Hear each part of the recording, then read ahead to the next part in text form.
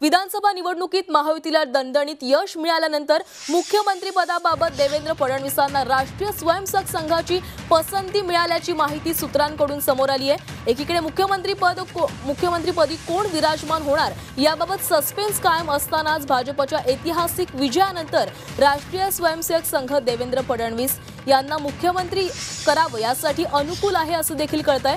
महत्त्वाचं म्हणजे विधानसभा निवडणुकीत राष्ट्रीय स्वयंसेवक संघ पूर्ण ताकदीनिशी भाजपच्या मागे उभा होता, त्यामुळे लोकसभा निवडणुकीत घसरलेला ग्राफ कमालीचा उंचावला अशी चर्चा आहे। विधानसभा निवडणुकीत मतदानाची टक्केवारी तर वाढली आहे, त्याचबरोबर भाजपला घवघवीत यश मिळालेलं आहे।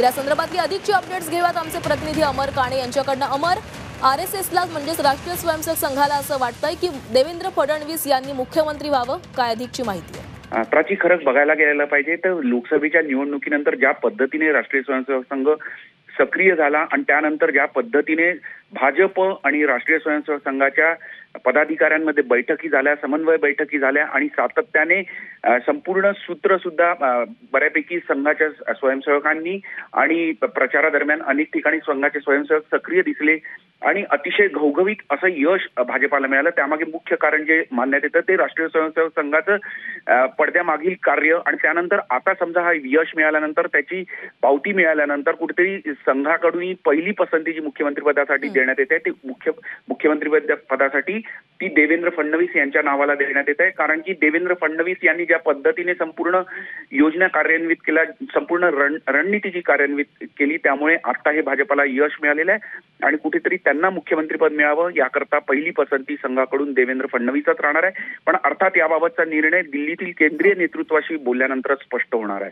नक्कीच अमर, तर आरएसएसने आपली इच्छा व्यक्त केलेली आहे, मात्र आता जो अंतिम निर्णय असेल तो दिल्लीमध्ये घेतला जाईल। धन्यवाद तुम्ही दिलेल्या माहितीसाठी।